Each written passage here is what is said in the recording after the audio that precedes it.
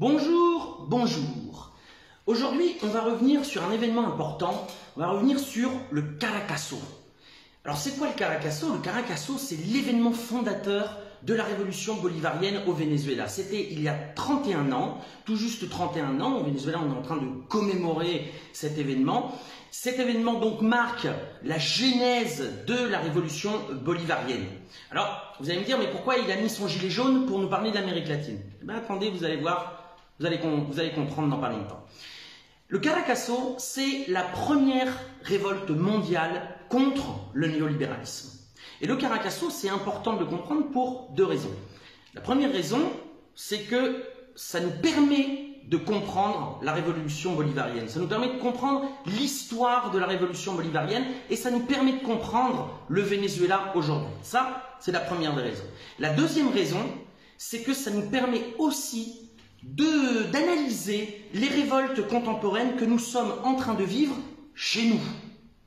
Et ça, c'est pas anodin. C'est pas anodin pourquoi? Parce que le néolibéralisme, il est né en Amérique latine. Donc, revoir l'histoire de l'Amérique latine et sa résistance contre le néolibéralisme nous permet de comprendre des choses ici chez nous. Le néolibéralisme, il est né au Chili, dans les valises du dictateur Augusto Pinochet et des fameux Chicago Boys, donc les économistes qui ont appliqué la théorie de Milton Friedman. C'est né au Chili, donc, comme on vient de le mentionner, et ça s'est étendu comme une onde de choc à tous les pays de la région, dans un premier temps, puis à l'Asie, puis à d'autres pays du monde. Et en fonction de la robustesse des États-providence, ça a commencé à être appliqué en Europe, notamment par Margaret Thatcher au début des années 80. Alors aujourd'hui, je vais vous parler du Caracazo, du Venezuela, mais je ne fais pas une fixette sur le pays. Je suis en train de vous préparer un petit sujet sur la naissance du système de retraite par capitalisation au Chili sous Pinochet, justement. Vous allez voir, ça va vous rappeler des choses. Alors, le Caracazo. Le Caracazo, c'était le 27, 28 et 29 février 1989. Qu'est-ce qui s'est passé? Le Venezuela vivait un bouleversement économique depuis déjà quelques années, notamment avec l'application de mesures néolibérales, qui ont eu pour conséquence non seulement l'atomisation de l'État, la casse des services publics, la paupérisation d'une énorme partie de la population et surtout sa relégation dans des zones marginales, dans des zones périphériques des grandes villes. Et ce peuple qui subissait les conséquences de plein fouet des mesures progressives d'adaptation du néolibéralisme dans leur pays, ont dû faire face aux mesures de trop. Sous la présidence du social-démocrate Carlos Andrés Pérez, un plan d'ajustement structurel dicté par le FMI a été mis en place et il y a eu donc la mesure de trop qui était l'augmentation du prix de l'essence, qui a eu pour conséquence l'augmentation du prix des transports. Et en fait, ça a été la goutte d'eau qui a fait déborder le vase. C'est-à-dire que les gens ont commencé à se révolter à partir de ce fait précis, vous voyez, tu commences à comprendre, mais pour avoir des revendications qui dépassaient bien évidemment l'augmentation du prix de l'essence et l'augmentation du prix des transports. Et là, on a eu 3 jours d'émeutes à Caracas, dans les grandes villes vénézuéliennes et surtout dans la banlieue périphérique de Caracas. Il y a eu une exaspération qui est sortie, c'est-à-dire que les gens se sont à la fois rebellés contre un système qui les avait jetés dans une infâme pauvreté, mais aussi contre le miroir politique et médiatique que les élites retransmettaient à l'époque. C'est-à-dire qu'ils se sont aussi affrontés à ce système de démocratie parfaite que les élites politiques et médiatiques vendaient finalement au peuple. Le 27 février, les gens sont descendus dans la rue, il y a eu des émeutes, des magasins ont été pillés. Alors, pillés pour avoir accès, certes, à de la nourriture, mais pas seulement, aussi à des produits de première nécessité, voire aussi des appareils électroménagers et toutes sortes de produits auxquels le peuple avait été complètement privé durant toutes ces années.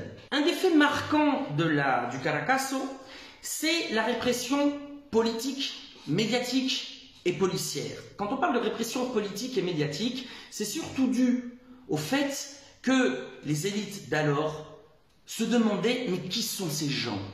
D'où viennent-ils » Parce que ces gens ont fait irruption sur la scène politique, alors qu'ils étaient complètement oubliés et marginalisés par ces mêmes élites. Tu comprends? Ça te rappelle les choses? Bon, on continue alors.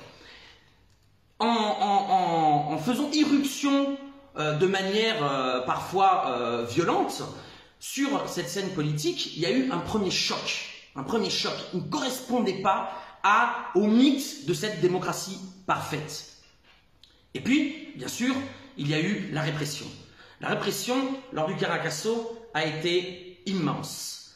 Des bataillons de l'armée vénézuélienne, non pas de Caracas, car rappelons qu'au Venezuela, l'armée est une armée du peuple, et il fallait éviter à tout prix que les soldats de Caracas puissent fraterniser avec leurs mères, leurs tantes, leurs cousins, leurs familles, leurs voisins. Donc les garnisons de Caracas ont été, les militaires de Caracas ont été confinés dans leur garnison. On a fait venir des militaires de régions reculées qui, une fois jetés, on va dire, dans ces scènes d'émeutes et de pillage, ont provoqué, sur ordre évidemment des politiciens d'alors, une féroce répression.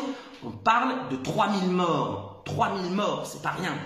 Cette répression, évidemment, avait pour but que le peuple, indigné par les mensonges des politiciens depuis plusieurs années, indigné par le sort qui leur était fait, indigné par la pauvreté dans laquelle ils avaient été jetés par ces mesures économiques, rentre chez lui et baisse la tête. Ça, c'est évidemment très important.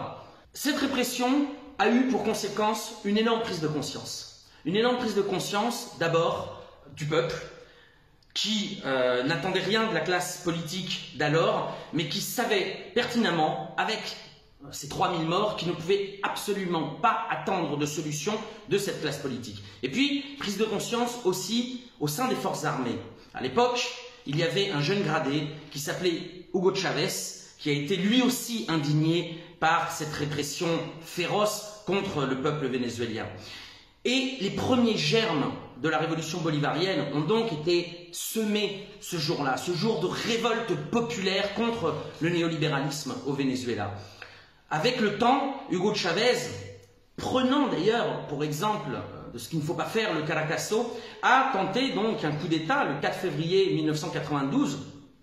Il a été arrêté, il a été jeté en prison, lui et ses partisans, mais chose intéressante, c'est que le peuple n'est pas descendu dans la rue pour manifester un quelconque soutien à la démocratie parfaite qu'on leur avait vendue tout au long de ces années. Pourquoi? Évidemment parce que cette démocratie parfaite les avait massacrés quelques années auparavant. Et dans le temps où Hugo Chavez est en prison, dans le temps où après, ou lorsqu'il est sorti de prison et qu'il a décidé de se lancer dans la bataille électorale, les revendications qui sont nées du Caracasso se sont organisées, on pourrait les schématiser autour de 3 axes. L'axe de plus de demandes sociales, c'est-à-dire que les conséquences du libéralisme avaient fait exploser toute trace d'État-providence au Venezuela, donc il y avait une demande accrue de protection sociale de la part du peuple. Il y avait un axe de souveraineté. Le peuple ne voulait plus que les politiques nationales soient dictées par des organismes étrangers, extérieurs, sur lesquels ils n'avaient aucun contrôle, comme la Banque mondiale ou le FMI. Et puis, il y a eu un axe démocratique. Tout au long de ces années, le peuple vénézuélien s'est mobilisé pour la convocation d'une assemblée constituante, pour rebattre les cartes démocratiques du Venezuela, pour réécrire ensemble la charte suprême du Venezuela. D'ailleurs, détail intéressant, c'est que lorsque Hugo Chavez arrive au pouvoir, donc en 1999, qu'il convoque une assemblée constituante, un des points centraux dans la rédaction de la nouvelle charte suprême, c'est la possibilité d'organiser des référendums pour proposer ou abroger des lois, et aussi des référendums révocatoires contre les élus incompétents ou qui ne tiennent pas leurs promesses. C'est-à-dire que cette demande d'approfondissement de la démocratie voulue par le peuple vénézuélien dès le Caracasso c'est transcrit dans la constitution vénézuélienne. Le RIC, qui est aujourd'hui demandé par un grand nombre de Français et de Françaises, le RIC, c'est l'article 72, 73 et 74 de la constitution du Venezuela. Et puis, il demandait aussi un approfondissement de la démocratie. Une démocratie participative, bien conscient que la démocratie électorale n'était pas suffisante, était peut-être nécessaire, mais en tout cas pas suffisante pour pouvoir parler de démocratie. Et donc c'est autour de ces trois axes, l'axe de souveraineté, l'axe de revendication sociale, de protection sociale et l'axe d'approfondissement démocratique, ces axes qui sont nés de la prise de conscience du Caracazo, que s'est organisée la révolution bolivarienne avec l'accession au pouvoir d'Hugo Chavez en 1998. Donc, évidemment qu'on peut faire des parallèles intéressants avec le mouvement des Gilets jaunes, avec les revendications sociales qui sont en train d'être exprimées dans la rue en France, mais aussi partout en Europe. Évidemment, les pays ne se ressemblent pas, les cultures politiques ne sont pas les mêmes, les structures économiques ne sont pas les mêmes. En revanche, les conséquences du néolibéralisme comme idéologie unique imposée à tous ces pays, les conséquences sont les mêmes. Puisque aujourd'hui aussi, chez nous, on peut écouter des revendications d'ordre de souveraineté, d'ordre social et d'ordre d'approfondissement de la démocratie.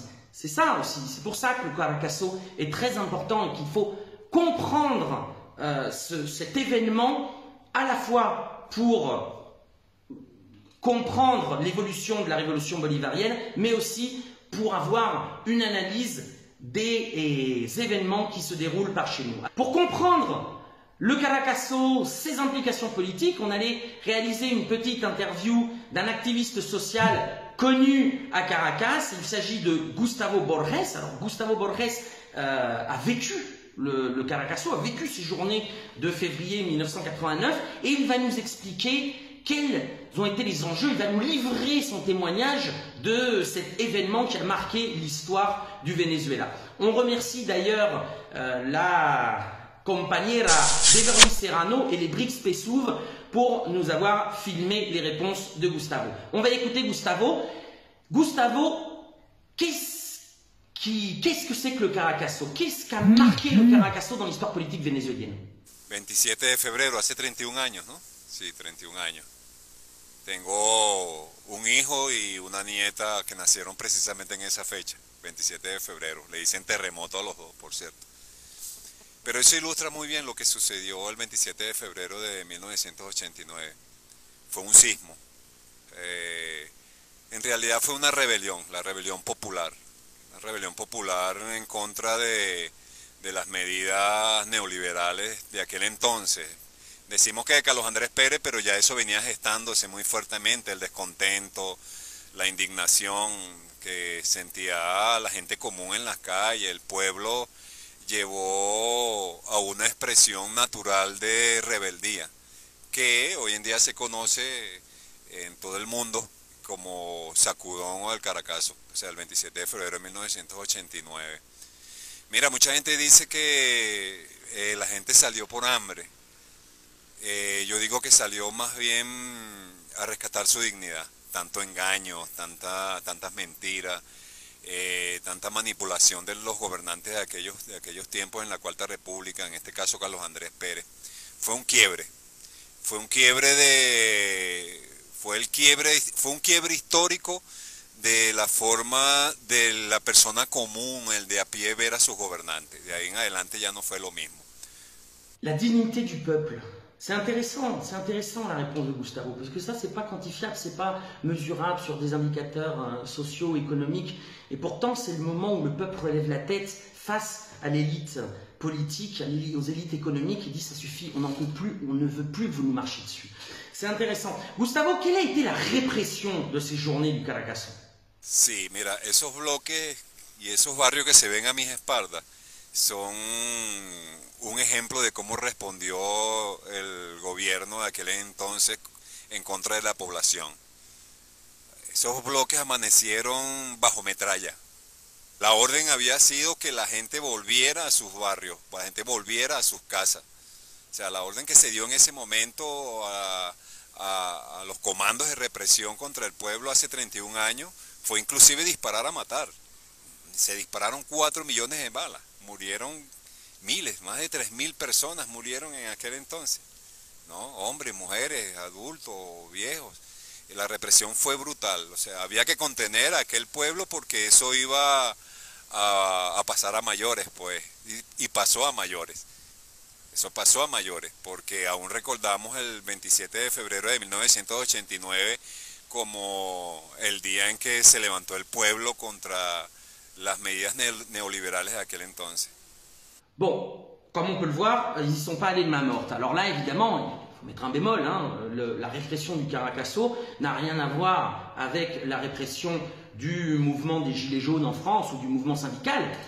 En revanche, il y a déjà eu quand même énormément de blessés. Et si on prend d'autres manifestations en France, la répression, évidemment, a été beaucoup plus féroce ces dernières années qu'auparavant. Donc, répression, oui. Là, quand il y a, comme dit Gustavo, un point de rupture, quand le peuple surgit et se constitue comme sujet politique, le pouvoir réagit en réprimant. Et en parlant de pouvoir, donc là évidemment on parlait du pouvoir politique, mais arrêtons-nous un instant sur le pouvoir médiatique. Gustavo, comment ont réagi les médias face au Caracasso il y a 31 ans? Alentaron o sirvieron como una manera de alentar a los grupos represivos del Estado contra lo que estaban en la calle. ¿Por qué? Porque usaban epítetos contra ellos como malandros, ladrones, saqueadores, ¿ves? Y inclusive daban información dónde podían encontrar a esta gente. Días después del 27 de febrero era muy normal que en un barrio patearan una puerta sin orden de allanamiento ni nada para ir en contra de los que estaban allí, supuestamente buscando cosas que se habían llevado, pero inclusive se llevaban a las personas de nuestros barrios y los desaparecían. Los medios tuvieron mucho que ver con la represión y los crímenes que se cometieron en el 27 de febrero y días después de eso. Bon, voilà. Hein, sur les réactions médiatiques des éditorialistes vénézuéliens de l'époque, je vais dire sans commentaire, ou plutôt je vais vous laisser les commentaires, vous pouvez les faire évidemment en dessous. Ton témoignage, Gustavo, parce que tu as vécu ces journées, tu étais où? Qu'est-ce que tu faisais? Est-ce que tu as des anecdotes à nous livrer? Sí, yo en aquel tiempo, hace 31 años, vivía en Los Frailes de Catia. Se ve al final aquellos cerros de casitas rojas que se ven allá. Yo recuerdo que ya el 26 de febrero en la noche había una situación de molestia total contra el Estado, el gobierno, y no solamente contra ellos, sino contra los comerciantes, porque tú ibas a las bodegas, a los supermercados y te decían no hay. Mira, yo recuerdo que en Los Frailes, algo muy interesante que sucedió, Los Frailes tenían en ese entonces, me imagino que todavía tiene, muchos negocios, abastos, bodegas, supermercados. Aquellos mismos comerciantes que te decían que no hay, cuando el pueblo abrió los depósitos estaban llenos de comida. Estaban acaparados, estaban escondidos. Eso indignó más a la gente. Y eso en realidad fue lo que trajo como consecuencia que la gente, en una rebeldía y en una violencia justificada, arrasara con todo. Porque los estaban engañando, los estaban robando. Y el engaño empezó con Carlos Andrés Pérez. El engaño empezó con el gobierno que en ese instante llevó al pueblo a aquella situación. Pues no se iba a poder evitar. El 27 de febrero de 1989 no se iba a poder evitar, porque el venezolano es un pueblo rebelde, lo lleva en los genes, nuestra historia así lo muestra. Alors, pour être assez honnête, le Venezuela connaît aussi une crise, non, en ce moment. Alors, crise qui est certes due notamment au blocus économique criminel que les États-Unis et leurs alliés infligent au peuple vénézuélien, mais je vais quand même poser la question. Penses-tu qu'on pourrait comparer la situation lors des journées du Caracasso avec la situation actuelle au Venezuela? Es que no hay comparación, primero porque en el gobierno está entre aquellos gobernantes y los nuestros de ahora, porque primero principal, quien está en el gobierno ahorita, como lo estuvo Chávez, es una persona nuestra. es nuestro, pues, es de las clases populares, es del pueblo. O sea, nosotros fuimos los que decidimos ponerlo allí.